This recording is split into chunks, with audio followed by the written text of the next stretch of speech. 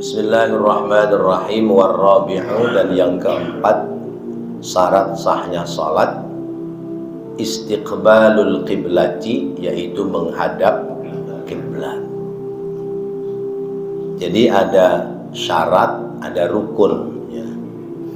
Kalau rukun hal yang harus dipenuhi, syarat adalah hal yang harus dipenuhi sebelum pekerjaan itu dikerjakan.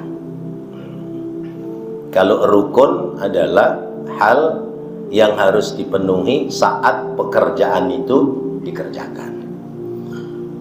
Berarti menghadap kiblat itu diawali dari sebelum masuk melaksanakan ibadah sholat. Istiqbalul qiblati ay li'ainiha yaqinan, yakni sebab ainnya, sebab keberadaannya kiblat yakinan, secara yakin, fil qurbi, karena tempatnya yang dekat, wa dhannan, dan zonni ya, prasangka, fil bu'di, kalau tempat sholat kita jauh dari arah kiblat. La li jihatiha ala sahihi, bukan karena arahnya semata-mata, atas pendapat yang sahih. Wadhalika, dan demikian itu dalam mengarahkan ke kiblat bisadri, dengan dadanya, la bil wajhi, tidak dengan mukanya.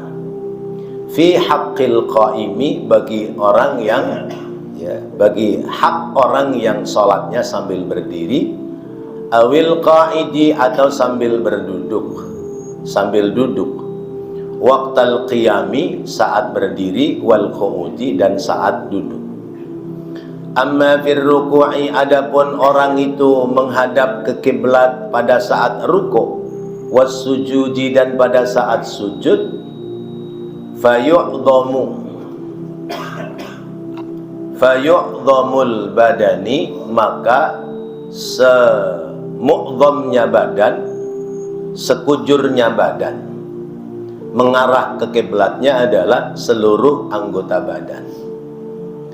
Ammal muttaji'u, adapun orang yang tidur berbaring, fayajibu, maka wajib mengarahkan ke kiblat itu bil wajhi, adalah wajahnya, wa muqaddamil badani, dan arah depan badannya, wal multaqi, dan orang yang tidur terlentang, bukan telentang ya. Kalau telentang mati ya, jangan telentang, telen batu juga mati ya. Terlentang. Fakadzalika, maka demikian pula, ma'a akhmasihi, atas letak pada dua telapak kakinya, wa yajibu, dan wajib raf'u ra'sihi, mengangkat kepalanya, qalilan, sedikit, in amkana, apabila memungkinkan. Wa hadza, dan ini indal Kalabiyyi, menurut pendapat Imam Kalabi.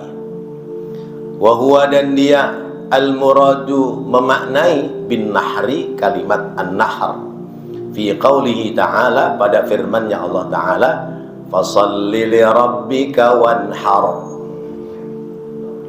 Fasalli, maka salatlah, li rabbika, kepada Tuhanmu, atau untuk Tuhanmu, wanhar. Wanhar itu ada yang memaknai ibadah kurban, ada yang memaknai salat kepada Tuhanmu itu menghadap ke arah kiblat. Qala fi makna wanhar, berkata Imam Kalabi pada makna wanhar, ay istaqbilil qiblata, hadapkanlah ke arah kiblat, binahrika, dengan anggota badanmu, ay bisadrika, yaitu dengan dadakmu, wal aslu, dan asal, fishtirati dzalika, pada persyaratan itu, qablal ijma'i, sebelum adanya kesepakatan para ulama ya. Karena dulu arah kiblat itu sempat ke Al-Aqsa ya. Qauluhu ta'ala, firman Allah Ta'ala, fawalli wajhaka syatral masjidil haram wa haitsu ma kuntum fawallu wujuhakum syatra. Fawalli, maka hadapkanlah, wajhaka, wajahmu, syatral masjidil harami, ke arah masjidil haram. Ay fastaqbil bidzatika fis salati qasdahu, yakni hadapkanlah pada zatmu, pada keadaan badanmu, fis salati, dalam salat, qasdahu, yaitu menyengaja menghadap ke arah masjidil haram, wajihatahu, dan arahnya. Qala Syarqawi, berkata Imam Syarqawi, wal muradu, dan makna bil jihati, atas jihad pakai tak bukan dal, yaitu arah, indal lughawiyina, menurut ahli bahasa, al-ainu, jadi secara ainiyah, ya, secara ain, salat kita itu wajib menghadap ke arah kiblat. Wa itlaquha, dan dimutlakkannya, ala ghairil aini, atas selain daripada mengarah kiblat pada posisinya, majazun, adalah majaz. Majaz itu perkataan yang tidak semestinya.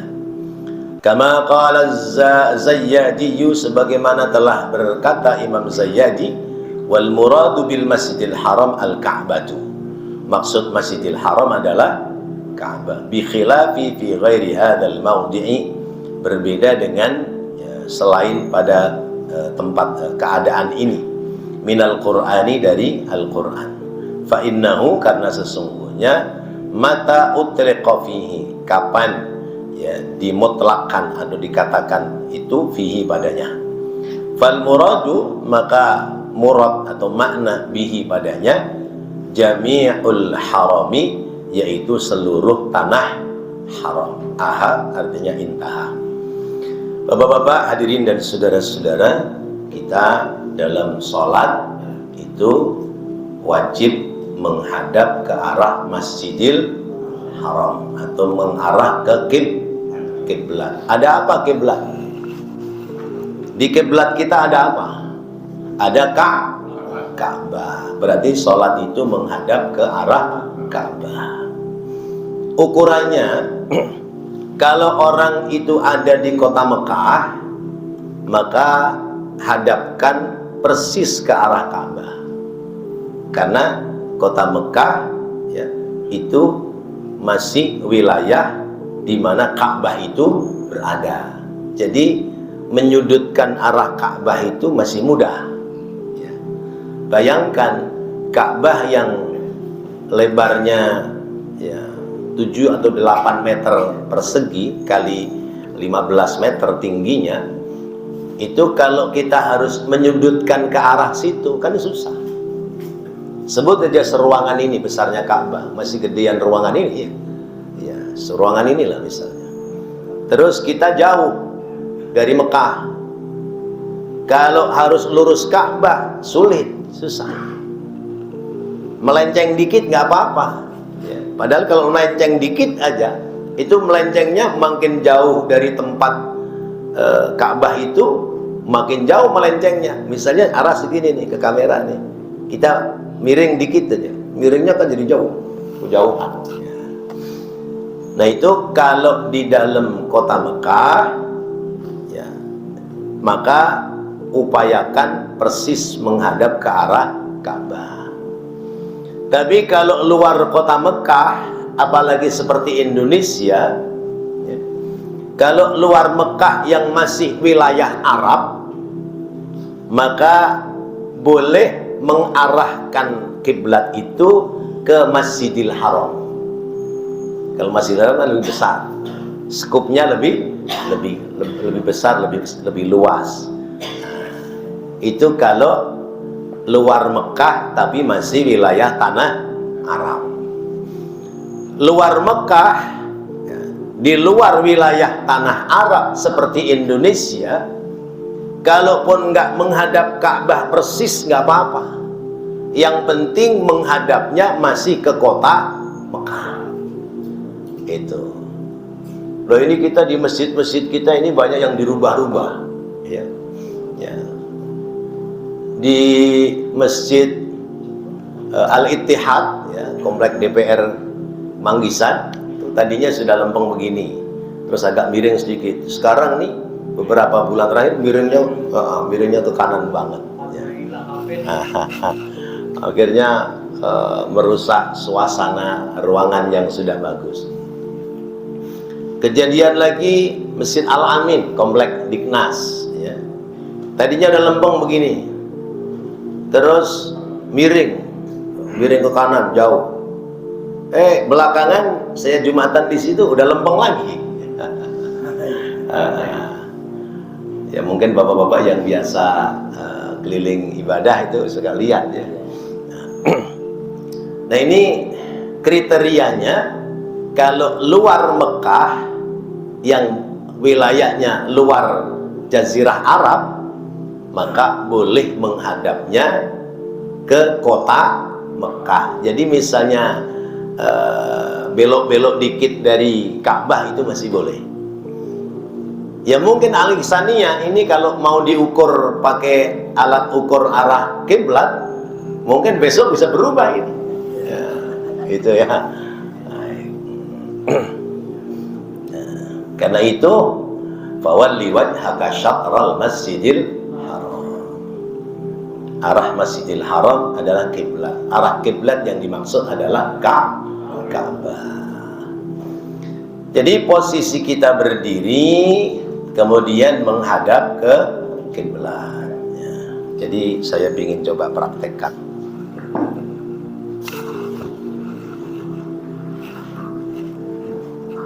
Ya.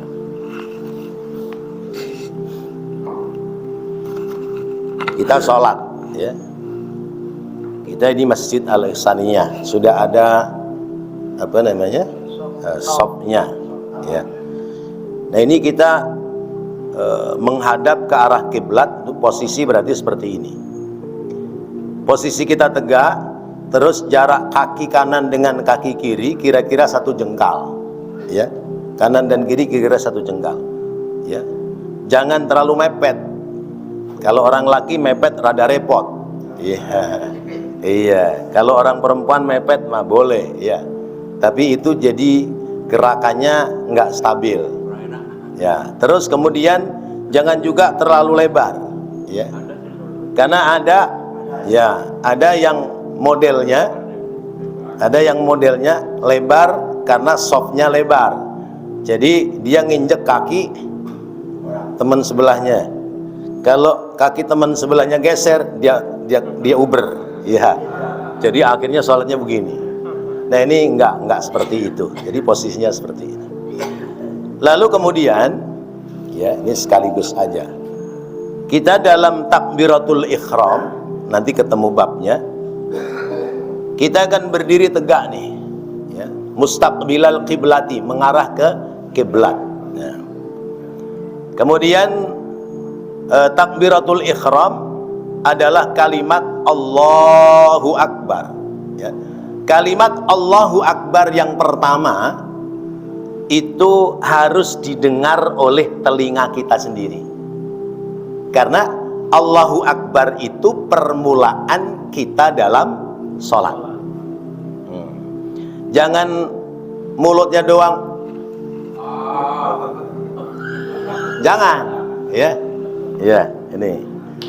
Jangan, tapi harus bunyi Allahu Akbar, terdengar oleh telinga kita. Itu, ya, posisinya seperti itu. Kemudian jangan kenceng-kenceng, kesian yang udah khusyuk hilang khusyuknya. Iya, makmum sih usolli fardhul maghribi Allah, imamnya aja nggak sekenceng itu. Nah itu ngerusak konsentrasi khusyuk orang lain. Nah, kemudian dalam takbiratul ihram, ya, itu jempol sejajar dengan ujung telinga, sementoknya lengan. Ini agak renggang, kemudian seperti ini, ya. Bisa seperti ini karena sejajar dengan bahu, bisa juga seperti ini. Ya, saya baca dalam kitab Ihya Ulumuddin juga sama. Bisa seperti ini, bisa seperti ini. Ini mentok Allah. Bukan gini Pak ya. Hah? Begini saja. Iya. Ada gitu. Ya. Bukan begini, bukan begini, ya, ya. Tapi segini. Tidak terlalu megar, tidak terlalu genggam, ya, tidak rapat. Allah. Kalau perempuan masuk, Allah. Kemudian sedekap, ya. Nah, ya, mungkin emahnya lagi kambuh, makanya miring. Ya. Itu zaman perang. Itu sahabat zaman perang, dia mau di atas ini. Kalau ada kalau Ya. Saya kasih tahu, ya. Jadi Allahu. Ini kalau mau ngambil aturan dari Rasulullah, ya, menjatuhkannya lebih dulu kanan, tapi masuknya tangan kiri. Allahu Akbar. Tuh, gitu. Nah, kemudian tangan sedekap itu 2 jari. Tolong kameranya biar kelihatan. 2 jari seperti ini. Ini posisinya begini. Dalam sedekap itu 2 jari di sini. Jari tengah sama jari manis, jari telunjuk itu seperti ini. Jempol ke atas, kemudian jari manis dan kelingking ke bawah. Ini sedekapnya seperti ini. Di beberapa keterangan seperti ini posisinya, ya. Allahu Akbar. Nah, ini seperti ini, ya. Nah, ini bentuk posisi takbiratul ihram. Adapun ada yang seperti ini, posisi mengambil perut yang kiri, miring ke kiri, ini adalah pelajaran dari ilmu tasawuf. Jadi fikih yang dibawa ke tasawuf. Orang itu hatinya di sebelah kiri, supaya khusyuk maka ditekan hatinya sebelah kiri, gitu, ya. Nah, itu pula kenapa kita kalau tidur miringnya ke kanan, supaya hati dan jantung tidak tertindih oleh organ yang lain. Mulai tidur miringnya ke kanan, gitu. Nah, kemudian ada juga orang yang sholatnya tangannya, jarinya nunduk, 4 jari ini nunduk. Nah, ini juga kaidah fikih yang masuk pada kaidah ibadah tasawuf. Manusia itu punya 4 hawa nafsu, maka ditundukkan Allah. Tapi ini bukan kaidah fikih. Kaidah fikih tetap Allahu Akbar, gitu, ya, seperti ini. Nah, itu yang perlu kita pahami. Kemudian sekalian saja, sunnah mengangkat tangan itu ada pada 4 tempat, ya. Yang pertama adalah saat takbiratul ihram, ya. Ngangkat tangan ini sunnah. Wajibnya adalah kalimat Allahu Akbar. Jadi misalnya orang sholat kok kayak orang baris, Allahu Akbar, boleh, ya, boleh. Tapi sunnahnya mengangkat tangan, Allah. Itu pertama, angkat tangan, ya. Kemudian yang kedua, saat kita rukuk, ya, saat kita rukuk, Allahu Akbar. Nah, saat rukuk, ya. Yang ketiga, saat bangun dari rukuk, sami Allahu liman hamidah, boleh dikembalikan ke sini, boleh ke bawah. Yang pasti sesudah liman hamidah berhenti, jangan sami Allahu liman hamidah. Ada yang seperti ini, ya. Nah, ini berarti tidak tumak ninah. Posisi rukuk juga Allahu Akbar, set, udah berhenti. Ada yang rukuk begini, ya. Ada yang begitu. Jadi rukuk, ya, rukuk, set, dah, ya. Ini posisi ini ke sana, bukan begini, ya, bukan juga begini. Ini begini. Iya. Jadi mangkokan lutut itu ada di telapak tangan. Ya, nggak boleh lewat. Ya, ya. Sami Allahu liman hamidah. Jadi ini bareng nih, Sami Allahu liman hamidah. Oke, udah berapa itu angkat tangan? Udah 3. Satunya lagi di mana? Bangun dari tahiyat awal. Ya, ini kita tahiyat awal. Ya, posisi tahiyat awal seperti ini. Kemudian yang namanya kita duduk tahiyat, itu tangan kanan sudah menggenggam dari saat mulai duduk. Ya. Jadi begitu bangun dari sujud untuk duduk tahiyat, tangan kanan sudah genggam. Tangan kiri megar. Nanti kalau asyhadu alla ilaha illallah baru dikeluarkan telunjuknya. Ini sudah genggam. Nah, nanti sesudah Allahumma shalli ala sayyidina Muhammad, ya, wajibnya sampai di situ. Kemudian tambah sunnah wa ala ali sayyidina Muhammad. Allahu akbar. Berarti yang keempat adalah bangun dari tahiyat awal. Nah, sekarang tadi masalah menghadap ke arah kiblat. Itu kalau posisi berdiri, ya.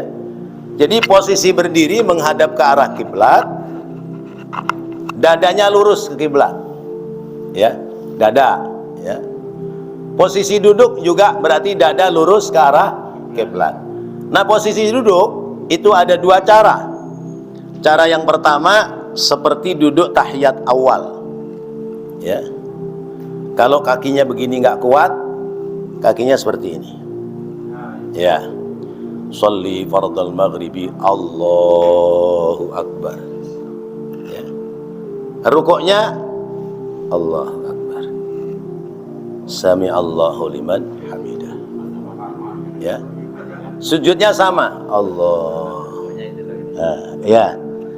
Rukuknya nunduknya sedikit. Tapi kalau sujud tetap seperti sujud semestinya.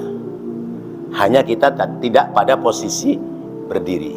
Ini pertama. Yang kedua, orang duduknya sila.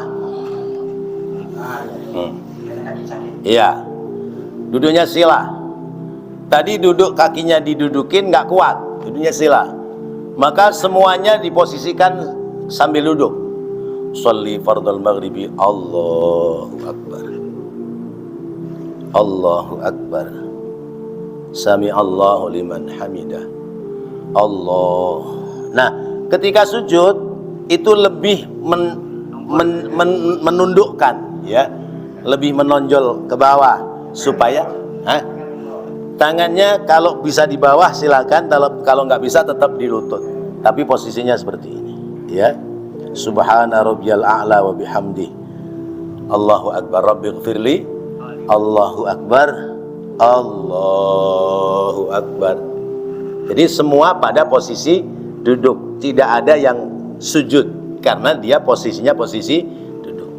Yang ketiga, duduk itu ada yang selonjor, sila nggak kuat, selonjor, ya. Nah, selonjor hampir sama dengan sila. Ya, sholli fardal maghribi Allahu akbar. Allahu akbar. Sami Allahu liman hamidah. Allah. Agak ke dalam supaya berbeda antara rukuk dengan sujud.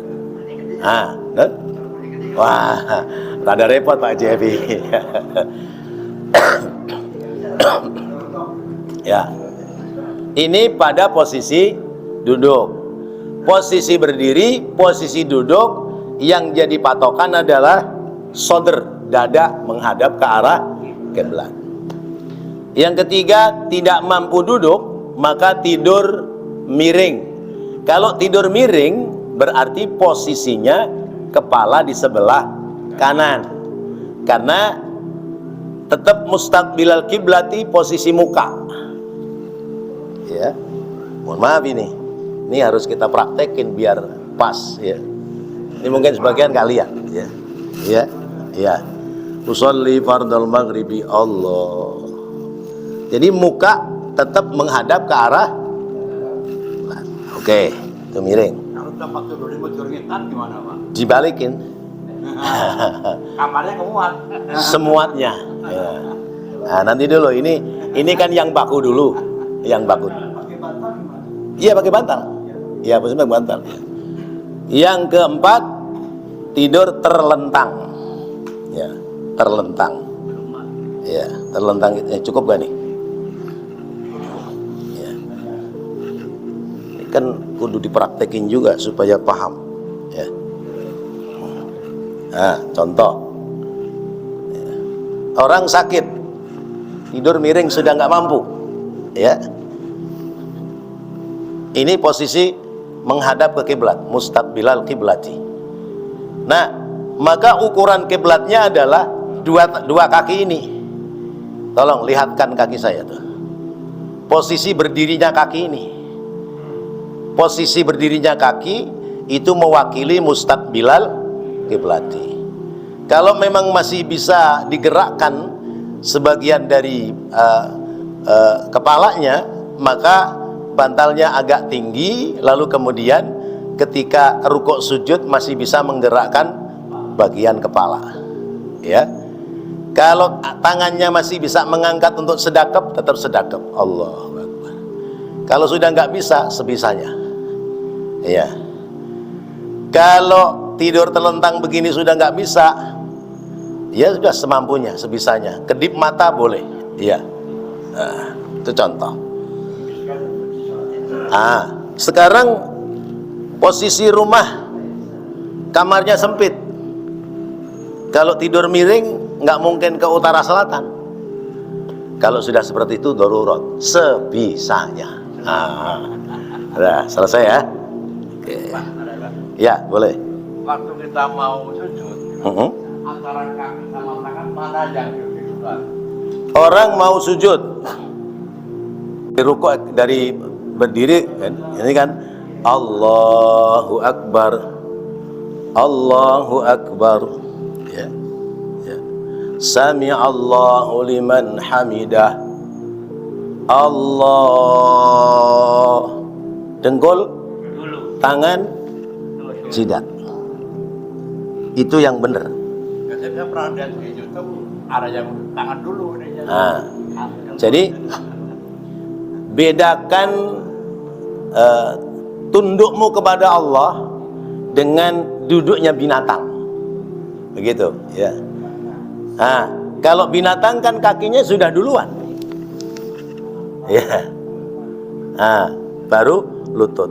Boleh secara hukum fikih boleh, tapi urut-urutan sunnahnya adalah lutut. Ya, turun sujud itu lutut dulu pasang, tek, tangan plek, kemudian baru tangan juga posisinya itu posisinya sejajar dengan lutut dan pundak, ya.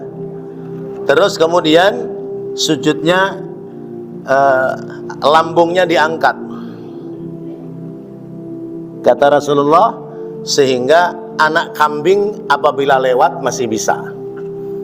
Tapi orang Arab kan gede-gede. Nah kalau kita kucing lewat dari bawah kita bisa. Itu. Maka jangan begini, ya. Ada yang begini, iya. Itu menyiksa diri namanya. Ya. Iya. Jadi posisi ini kayak takbir aja sejajar. Ya. Ya, sudah terjawab. Kalau kaki belakang Pak, waktu kita apa namanya? tahiyat. Itu Ya. ada juga yang tangannya kakinya begini ya. Ya. Anggota sujud ada berapa? Jidat, kedua telapak tangan, kedua lutut, kedua jari-jari kaki. Ada berapa? 7. Maka posisi sujud itu semua harus nempel, boleh lihatkan kaki saya di shootingnya. Ya, jadi seperti ini. Ya, ini posisi kaki sujud. Ya, ya, mancal namanya. Duduknya seperti ini. Kaki kiri didudukin, kaki kanan mancal. Ya. Kalau nggak mancal, nggak apa-apa, gerem. Nggak dapat sunnah, nih, nggak dapat nilai sunnah. Dipancal kaki kanannya mancal nih. Ya. Itu lain. Ya. Ini duduk tahiyat awal. Ya. Begini. Tidak mendapati kesunahan. Harus mancal, tak pancal kon. Ya. Terus ya, duduk tahiyat akhir seperti ini. Ya. Ini kalau masih bisa, masih kuat. Kalau nggak bisa, sebisanya. Ya. Tapi kalau orang bisa kok tidak dilaksanakan, bisa jatuh hukum makruh, bisa jadi hukum tidak sah dalam sholat. Baik. Masih bisa kok.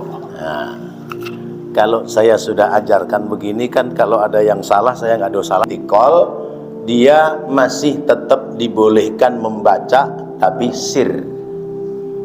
Jadi misalnya imam Allahu Akbar, makmum ikut Allahu Akbar tapi sir. Sami Allahu liman hamidah, makmum masih boleh sami Allahu liman hamidah. Tapi kalau khawatir ketelatan baca doa, maka jawab sami Allahu liman hamidahnya ditinggalkan, langsung begitu imam sami Allahu liman hamidah, kita makmum Rabbana walakal hamd, minimal itu. Ya, maksimalnya Rabbana lakal hamdu mil'us samawati wa mil'ul ardi wa mil'u ma syi'ta min syai'in ba'du. Saya pernah di tikus katanya sama Allah Madura itu di tikus sama Ustaz Madura. Atau jangan kamu buat. Ya. Jadi kalau waktu untuk membaca Rabbana lakal hamdu masih ada, maka boleh kita baca dulu sami Allahu liman hamidah. Tapi kalau khawatir nggak kebagian Rabbana lakal hamdu karena cepatnya imam dalam i'tidal, maka boleh meninggalkan membaca sami Allahu liman hamidah, karena itu hukum sunnah. Baik, ini urusan sholat, ini kudu pas ini ya. Terus kemudian mustaqbilal qiblati, menghadap ke arah kiblat. Di kiblat ada Ka'bah. Sesungguhnya yang kita tuju dalam sholat itu Ka'bah apa Allah? Nah, Ka'bah apa Allah? Lah kenapa kok sujudnya ke arah Ka'bah? Nah, ini kudu tahu kita. Ya. Kenapa orang sholat kok kiblatnya ke arah Ka'bah, padahal Ka'bah itu makhluk, batu. Apa bedanya orang Islam sama orang Hindu? Nyembah batu atau nyembah patung. Jadi Ka'bah ini adalah alat pemersatunya, sentralnya Ka'bah, ya, supaya orang Islam ibadahnya itu teratur, enggak acak-acak-adul, ya. Nah, tetapi yang kita tuju adalah Allah. Salat itu untuk siapa? Kita salat. Aqimis salata lidzikri, dirikanlah salat untuk mengingat Allah. Berarti salat itu ibadah, menyembah kepada Allah. Adapun arah kiblat sekedar pemersatu bagi umat Islam. Maka kalau ditanya wa ma qiblatuka, Ka'bah kiblati. Nah, jadi ada keterkaitan antara ilmu fikih, ilmu syariat dengan ilmu tauhid. Mana yang lebih dahulu? Ilmu tauhid atau ilmu fikih? Nah, ilmu fikih adalah ilmu tata cara menyembah kepada Allah. Sedangkan ilmu tauhid adalah ilmu mengenal Allah. Kalau begitu mana yang lebih dulu? Tauhid. Nah, tauhid kita udah mantep belum? Nah, sudah mantap ya. Siapa Allah? Allah yang ciptakan langit. Siapa Allah? Allah Tuhanku, ya. Di mana Allah?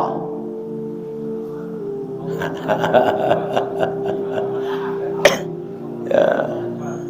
Di mana Allah? Aina Allah? Di mana Allah? Ya. Kita kudu punya jawaban ini. Ya. Allahu la kana wa la makan.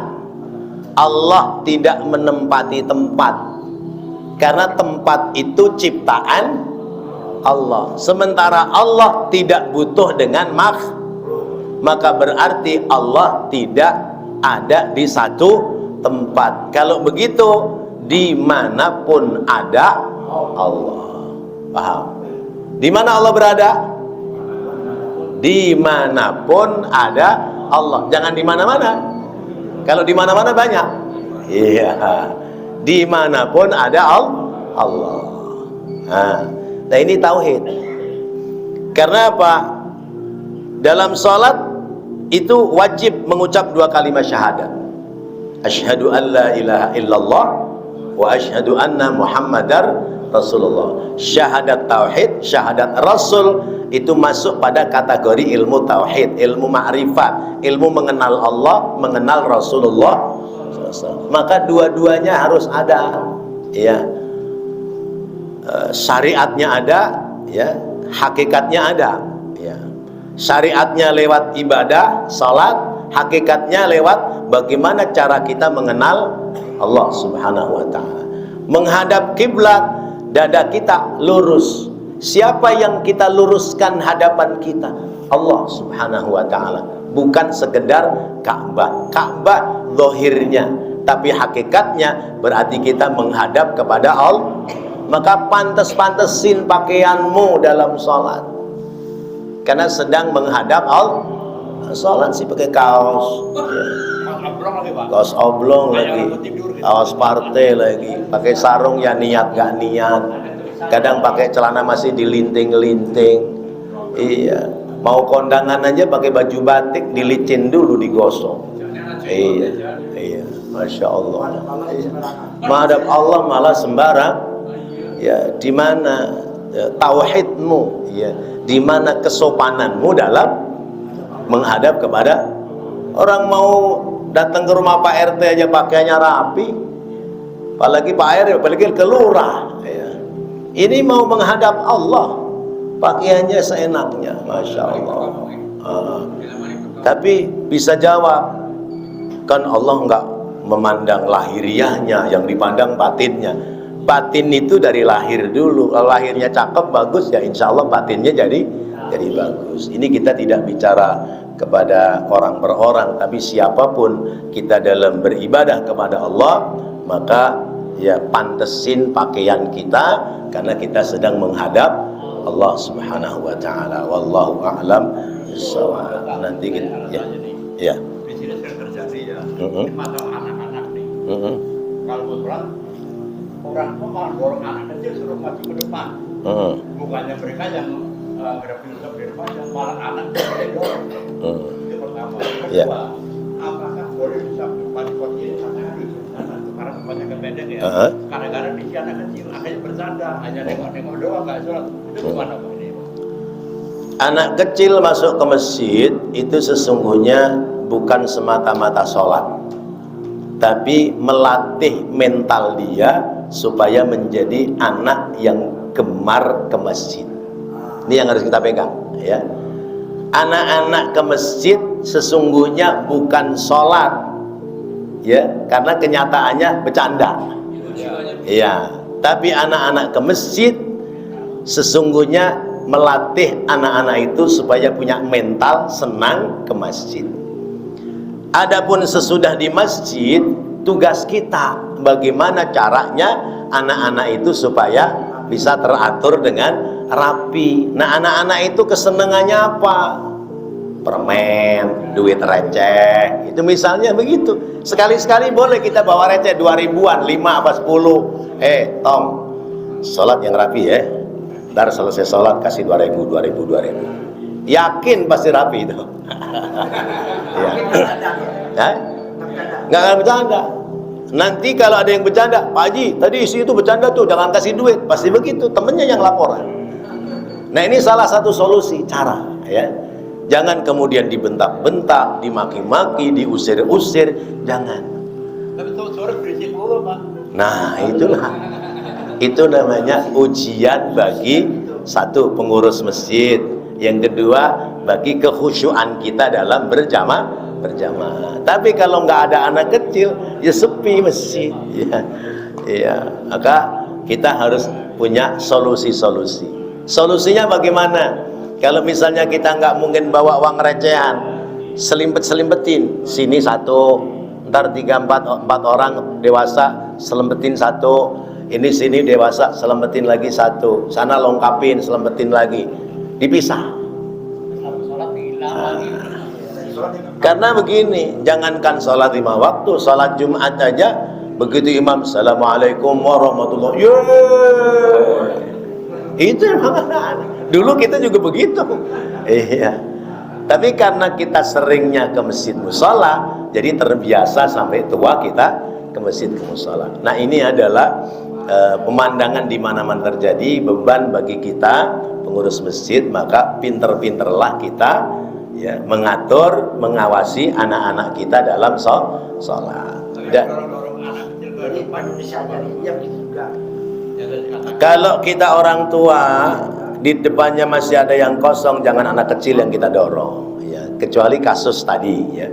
Ini di masjid kita itu, biarin lewat dikit, di masjid kita itu masih terjadi orang ngatur shop nggak rapet ya, sehingga jamaah yang berdatangan masih banyak, shopnya udah penuh ke belakang, padahal masih renggang-renggang. Satu baris ini kalau ditambahin 4 orang masih masuk, masih nyaman. Nah, karena itu mulai ini malam dan seterusnya, ayo kita ngatur shop yang rapat supaya jamaah yang di belakang kebagian tempat. Contoh tadi saya telat ya, Pak Haji Epi udah di belakang, Ustaz sini Ustaz, tempat saya.